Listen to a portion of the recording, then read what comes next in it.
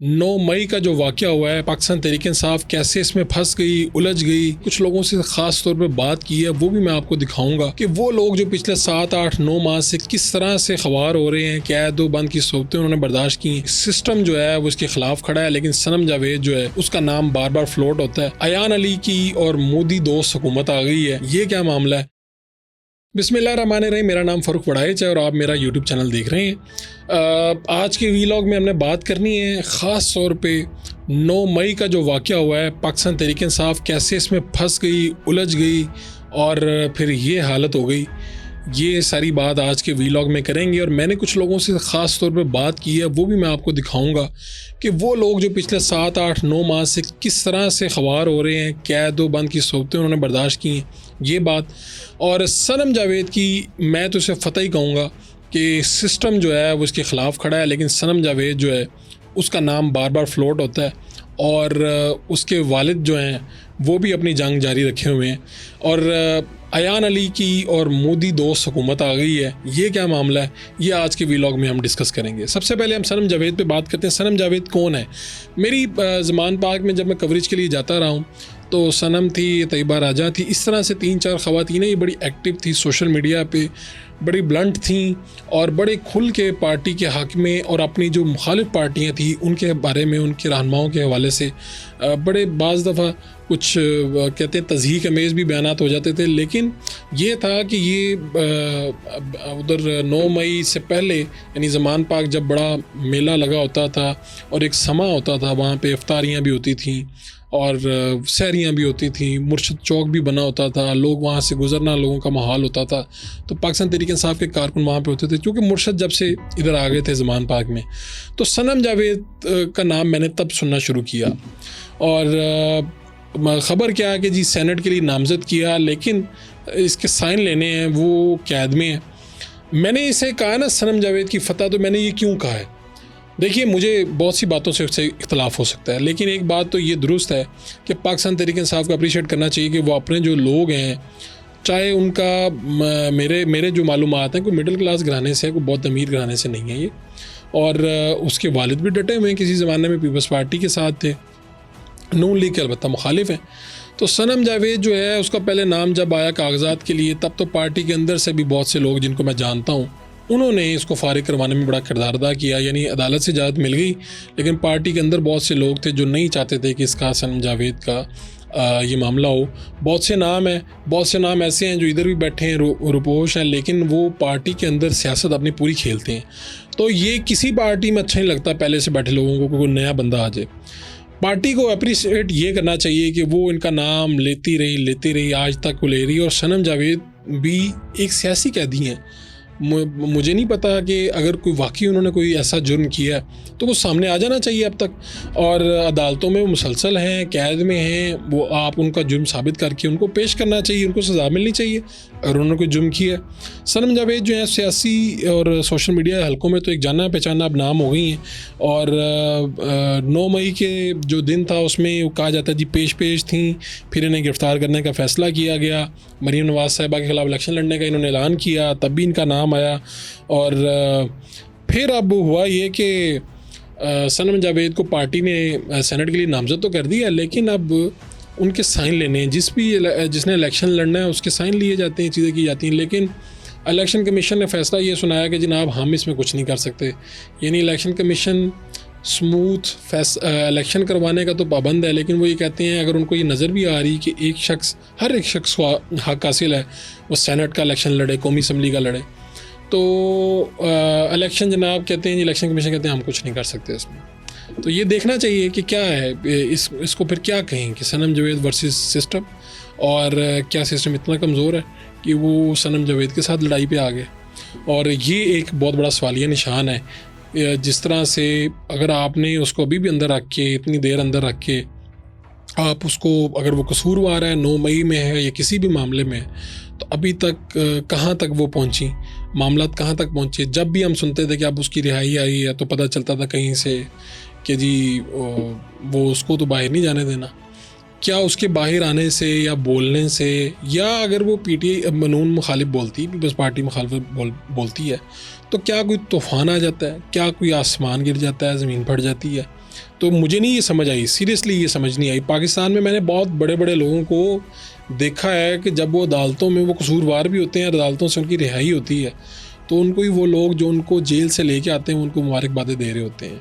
मैंने कई मरतबा ये मनाजिर देखे हैं। तो बात यही है कि सिस्टम में यानी ये एक ऐसा मकड़ी का वो जाला है जिसमें कमज़ोर, गरीब, मिडिल क्लास की आप फंस जाएगा, और जिसमें से एलीट, ताकतवर और ख़ास लोगों के साथ मोहब्बत करने वाला इसमें से निकल जाएगा। ये सारी आज मेरा बात थी। लेकिन पीटीआई को फिर भी इस हवाले से हम अप्रिशिएट कर सकते हैं कि वो कम अज़ कम इस सनम जावेद को आगे लेके चल रही है। 9 मई के हवाले से मैंने बहुत बातें करनी है। 9 मई ये क्या है, कुछ लोगों से मेरी मुलाकात हुई, वो क्या कह रहे थे, क्या बैकग्राउंड था उनका, ये सारी बातें मैं आगे चल के आपको उनकी गुफ्तगू भी सुनाऊंगा।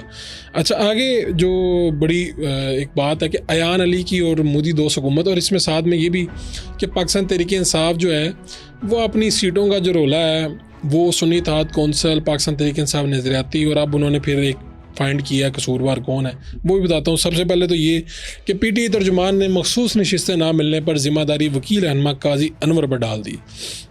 अच्छा जी, तर्जुमान पीटीआई मौज़म भट्ट ने कहा जी मखसूस नशिस्तें ना मिलने की ज़िम्मेदारी पार्टी के सीनियर वकील काजी अनवर एडवोकेट की है। तर्जुमान पीटीआई ने कहा मखसूस नशिस्तों के लिए हमारे वकला का फार्मूला ही ठीक नहीं था, यानी साडा अपनी कसूर है, वरना ये हो ही नहीं सकता था हमें मखसूस नशिस्तें ना मिलती। उन्होंने कहा मखसूस नशिस्तें ना मिलने का ज़िम्मेदार काजी अनवर और मिशाल यूसुफजई को ठहराता हूँ। उनका कहना था मिशाल यूसुफजई सबकी उस्ताद बनी हुई हैं, इस तरह की कारगुजारी से इस तरह के नताइज आते हैं। ख्याल रहे कि गुज़श्ता रोज़ हाईकोर्ट ने, पेशावर हाईकोर्ट ने, जहाँ से पीटीआई को रिलीफ मिलता रहा है, लेकिन इस दफ़ा मखसूस नशिस्तों के मामले में रिलीफ नहीं मिला। मिशाल यूसुफजई कौन है? ये आपको याद होगा चीफ जस्टिस के सामने ये गई भी थी और वहाँ पे चीफ जस्टिस ने साहब ने इन्हें बैठा दिया था और ऐसे ही खड़ी हो गई थी। इन्होंने कहा था मुझे बोलने का मौका दिया जाए, केस से रिलेवेंट नहीं थी। मिशाल यूसुफजई को पाकिस्तान तहरीक इंसाफ ने फिर केपी के गवर्नमेंट का मशीर बना दिया, उनको मशीर बनाए वज़ीर आला हैं ये। और इनके हवाले से तर्जुमान पीटीआई जो मौज़म भट्ट साहब है उन्होंने ये बात की है और उन्होंने कहा जी काजी अनवर, मिशाल यूसुफजई ये हैं जो सबके टीचर बने, उस्ताद बने हुए हैं, इनकी वजह से हम फारिग हो गए हैं। अगली खबर उससे मोदी दोस्त वाली जो मैंने आपको की थी वो हुआ ये कि जो फवाद चौधरी साहब हैं वो इन दिनों कैद काट रहे हैं। और पहल तो आईपीपी में वो आए थे, फिर उनकी जान छूट गई, पहले गिरफ्तारी फिर रिहाई। लेकिन फिर मुझे ये पता चला, जो मुझे बात हुई मुख्तलिफ लोगों से, पता ये चला कि फवाद चौधरी साहब ने कहा कि जनाब सख्ती जितनी भी हो मैं काट लूँगा, लेकिन अब मैं ना बोलूँगा वही जो मुझे ठीक लगेगा। तो अब उनको लिखा तो जाता है कि इस्तेकाम पार्टी के रहनुमा, लेकिन वो इस्तेकाम पार्टी में नहीं और पार्टी वाले ख़ुद भी ऑन नहीं करते। फवाद चौधरी साहब ने कहा है कि इस हुकूमत को मोदी सरकार और अयान अली के अलावा कोई नहीं मानता। ये बड़ा उन्होंने सीधा बयान दे दिया। मोदी सरकार, वो उन्होंने क्या कहा जी, उन्होंने कहा जी आसिफ ज़रदारी को खैबर पख्तूनख्वा से एक भी वोट नहीं मिला, इस हुकूमत को मोदी सरकार और अयान अली के अलावा कोई नहीं मानता। कमरा अदालत में उन्होंने गुफ्तगू की है और उन्होंने कहा जी यूरोपीय यूनियन के किसी मुल्क ने इस हुकूमत को मुबारकबाद नहीं दी। मौलाना फजल रहमान ने लॉन्ग मार्च का फैसला कर लिया तो हुकूमत ख़त्म हो जाएगी। हुकूमत को उठाने में खैबर पख्तूनख्वा का अहम किरदार होगा, ये फवाद चौधरी साहब कह रहे हैं।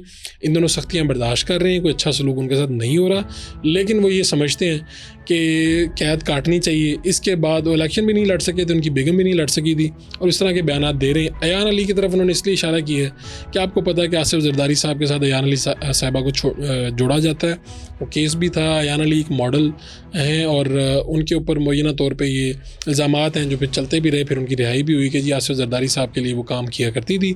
और हमारे आजकल पाकिस्तान तहरीक इंसाफ के MN लतीफ़ खोसा साहब और सीनियर रहनुमा वो इनके वकील हुआ करते थे।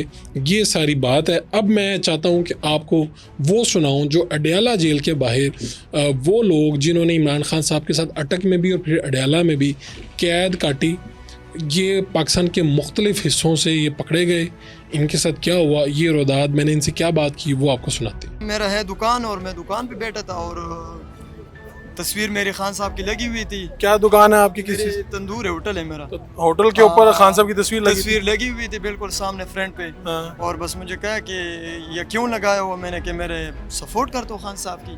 तो उसने कहा कि चलो आप आपके साथ बात करना चाहते हैं। हमने कहा ठीक है, बस हम फिर थाने चले गए। फिर मेरे ऊपर ये फायर वगैरह हुआ है। फिर मुझे इधर हमें अडयाला जो है ना चालान कर दिया। इधर जब हम आ गए 3 महीने इधर था तकरीबन उसमें से जो है ना कुछ रिहाई मेरी जब बन चुके मैं रिहा हो चुका हूँ, उसके बाद फिर मुझे इधर बाहर गेट से पकड़ के और मुझे 3MPO में डाल दिया। यानी आपको रिहा करने के बाद दोबारा से गिरफ्तार किया गया? गिरफ्तार कर दिया, फिर 3MPO में मुझे डाल दिया और उसके बाद तकरीबन यानी 6 महीने में ये जेल काट लिया। आप कहाँ से? जी मैं शक्रियल जो 9 मई का वाकया जो है। आप कहाँ थे, क्या हुआ वाकया बता? सही है, हम लोग गए, हम लोग बाहर गए प्रोटेस्ट। मैंने वो जो पार्टी से किए, मैंने PTI से प्रोटेस्ट किए, मगर ये कहाँ तक गए थे आप? हम लोग लेकर बाग में थे और मुझे वापस 5 बजे हम वापस घर आ गए। कोई चीज नहीं तोड़ी आपने? कुछ भी नहीं, मैं पुरअमन एहतजाज करता हूँ हर जगह में, क्योंकि खान साहब ने हमें कहा है कि पुरअमन रहे हो, हम पुरअमन एहतजाज करते हैं। फौज मुखालिफ नारे? नहीं, फौज तो इदारा हमारा है, हम फौज से प्यार करते हैं, जरूरी नहीं है कि आपने ऐसा कुछ नहीं किया? ऐसा कुछ नहीं किया, मगर 3 महीने मैंने अटक में गुजारे। 3 महीने अटक गुजारे। और इधर कितना गुजारे? इधर नहीं, उधर से हम बेलोग इतना मालूम है, हमें उठाया गया 14 तारीख को एज अ वर्कर की से अपनी हेयरिंग पे आए हुए हैं, पेशी पे आए हुए हैं। पीसफुल प्रोटेस्ट हो रहा था, उस प्रोटेस्ट का मैं हिस्सा था। ना हम GHQ प्रेमिसेस के अंदर गए हैं, ना गेट के अंदर गए हैं, ना हमारी लीडरशिप की तरफ से ऐसी कोई इंस्ट्रक्शंस थी। उस दिन कौन लोग गए थे GHQ की तरफ? गए कौन लोग थे? उनमें से किसी को जानते हैं? पार्टी के ही लोग थे ना डेफिनेटली। सर हो सकता है बीच में से कुछ हुए होंगे, जज्बात में थे लोग, क्योंकि उस दिन इलीगली तौर पे खान साहब को इस्लामाबाद हाई कोर्ट से कई लोगों ने आगे बढ़ के रोकने की कोशिश भी की होगी पार्टी के लोगों ने। बिल्कुल सर, लेकिन लोग इश्तियाल में थे, इस वजह से कुछ लोगों को रोका होगा, कुछ को नहीं रोका होगा। लेकिन 9 मई में अगर 10 बंदों में से 2 PTI के थे तो 8 बंदे ऐसे नामालूम लोग थे जिनका हमारी पार्टी के साथ कोई ताल्लुक नहीं था, हमारे नज़रिए के साथ कोई ताल्लुक नहीं था। 9 मई को मैं किसी भी एहतजाज में शामिल नहीं हुआ, ठीक है। 9 मई के किसी भी एहतजाज में, क्योंकि 1 मई को मेरी आंखों का ऑपरेट हो गया था और मुझे GHQ हमला केस में नामजद कर दिया गया। 1 मई को ऑपरेट हुआ तो आप घर पे थे? जी घर पे था। तो आपके पास तो मेडिकल सारा कुछ होगा? मुकम्मल डॉक्यूमेंट्स मेरे पास है। तो कितनी देर फिर अंदर मुलविस कर दिया गया? को रहना पड़ा? मैं रुपोच रहा, ठीक है। मुझ पर FIR हुई, 6-7 महीने मफरूरी काटी हमने। उसके बाद फिर मैं अदालत से रजू किया, फिर अल्हम्दुलिल्लाह मेरी जमानत हुई। तो मैं ये कहने का मकसद ये है कि इस तरह की FIR नहीं दर्ज। आपका नाम किस तरह आया होगा? मैं वहाँ से, मैं क्योंकि एक्स चेयरमैन रह चुका हूँ, चीफ मिनिस्टर नाम लिस्ट में होगा जी। आप PTI मैं मतरक कारकुनान में हूँ। आपने को बाहर निकल के मालूमात तो ली होंगी यार, किन लोगों ने काम खराब किया? देखिए पार्टी के लोग तो थे। देखिए मैं पहली बात तो ये कह रहा हूँ कि पुरतशद्दुद सियासत होनी चाहिए, ना होनी चाहिए। क्या मैं तो हम अमन पसंद लोग हैं, और इमरान खान वैसे भी मैं सच्ची बात बताता हूँ ना, हम उनके फॉलोअर हैं, अमन पसंद लोग हैं। अमन का गवारा बनना चाहिए पाकिस्तान। गया कौन था? मैं यार कह रहा हूँ सर, हमें इस चीज़ का कोई पता नहीं है, हमें पता नहीं है। मालूम लोग थे, पार्टी के लोग नहीं थे? पार्टी के लोग नहीं थे। उस दिन जो भी सदर के गिरदनवा के एरिया में लोग थे ना, वो अननोन लोग थे। हम लोग रात के टाइम जब 8-9-10 बजे का टाइम था, बाइक पे जब हम लोगों ने राउंड लगाया था ना सदर के एरिया का, तो जो भी लोग नजर आ रहे थे वो सब अननोन लोग थे। इवन कि एक सदर में जगह पे लोगों ने कुछ बैरियर लगा के रोका हुआ था, वो 16-17 साल के बच्चे थे। और उनको जब मैंने कहा कि लोग ट्रैफिक रुकी है कि आप लोग यहाँ से रोड निकालो, तो उन्होंने कहा नहीं, अननोन लोग पार्टी के नहीं थे। उसने मुझसे पूछा, उसने कहा कि मैं PTI का हूँ। मैंने उससे कहा तुम कहाँ से PTI का हूँ? मैं PTI का 2008 से कारकुन हूँ। तुम किस इलाके से हो? वो कहता मैं पाकिस्तान से हूँ। एक बंदे ने मुझे ये तक बोला।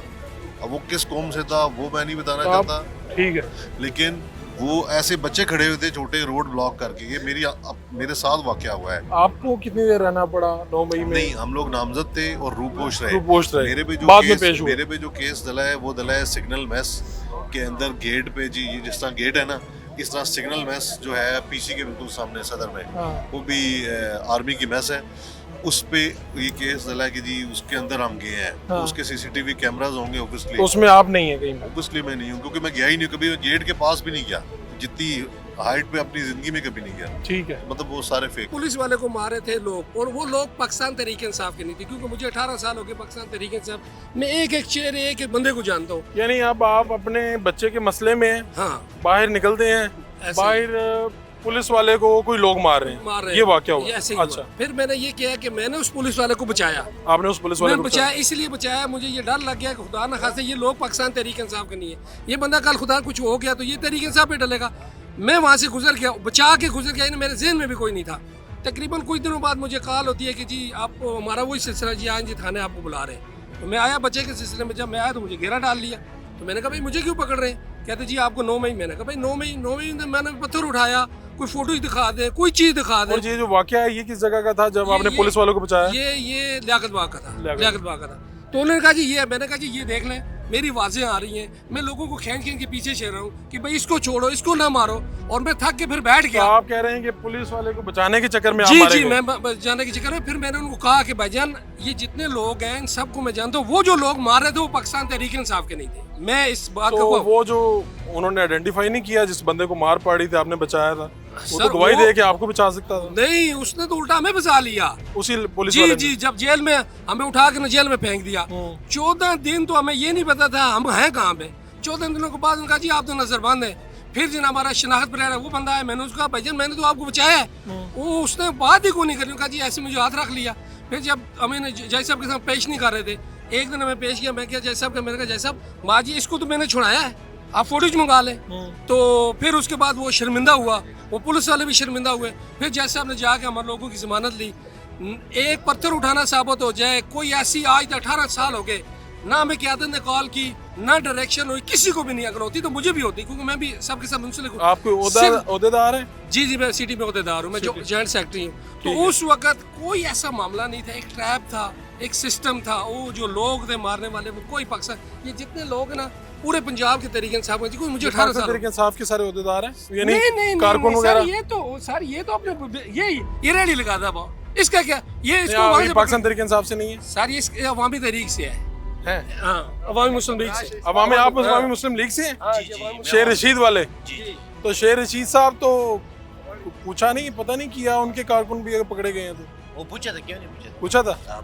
तो आप क्या कह रहे थे 9 मई मैं को? दुकान में पुलिस आए उठाए।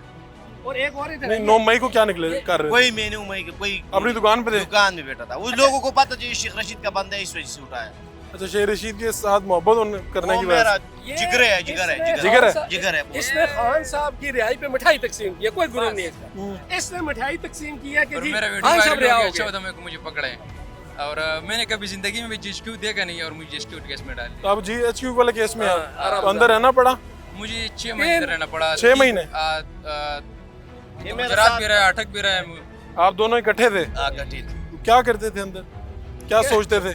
बस कुछ भी नहीं सोचते थे। नहीं, बंदे को सोच तो आती ना, इतने महीने जब कुछ थे। किया होता है ना फिर दुख नहीं होते, जब कुछ नहीं किया होता है ना फिर बेगुनाह थे, दुख होता है। सारे बेगुनाह सब। मैं तो सोचते रहे कि हमें किस गुनाह की सजा मिल रही है। हमें पता नहीं था ना कि किस गुनाह की, सिर्फ मिठाई बांधने की सिर्फ सजा। इसने मिठाई तकसीम किया, कोई जब खान साहब रिहा हुए तब इसने मिठाई इसने तकसीम की। मिठाई तकसीम किया कि जी खान साहब रिहा, बस ये इसका गुनाह। आपके किस चीज का दुकान है? मेरा स्कूल बैग का दुकान। स्कूल बैग का दुकान, ठीक है। ये गुफ्तगू आपने सुन ली है इनकी। ये कोई बेचारा पिंडी का है, कोई कहाँ का है, और कुछ लीडर तो रफू चक्कर हो गए, इनको फंसा के खुद दूसरी पार्टियों में चले गए। ये बेचारे आज भी पेशियां भुगत रहे हैं, कुछ लोग अंदर हैं अभी भी, कुछ लोग बाहर खड़े होकर पेशियां भुगत रहे हैं। ये सारे मामलात हैं 9 मई के वाक़यात में। जो लोग बेजा मुलवस किए हैं पुलिस ने, या कुछ लोगों ने ऐसे जिनको असल कल्प्रिट नहीं मिले तो उन्होंने इनको डाल दिया। ये भी सोचना चाहिए कि सिर्फ पाकिस्तान तहरीक इंसाफ का रुकन होना भी कोई जुर्म नहीं है। 9 मई के वाक़यात की जो है वो अभी तक लोगों के सामने आना चाहिए कि भाई ये कसूरवार है। ज़ाहिर बात है 9 मई हुआ है, ये एक हकीकत है, पाकिस्तान तहरीक इंसाफ के लोग इसमें मुलविस थे। जो इन लोगों ने जाकर तोड़फोड़ की है, GHQ हो, कोर कमांडर हो या सरकारी तनसीबात हो, उनको पकड़ना भी चाहिए, उनको सज़ा भी मिलनी चाहिए, ये हम सब कहते हैं। लेकिन लोगों को, मासूम लोगों को और बेगुनाह लोगों को इसमें मुलविस करके अपनी स्कोर जो है वो नहीं पूरे करने चाहिए। अपने मेज़बान फ़ारूक वड़ाइच को इजाज़त दीजिए। इंशाल्लाह नए व्लॉग, नई खबरों के साथ फिर मुलाकात होगी।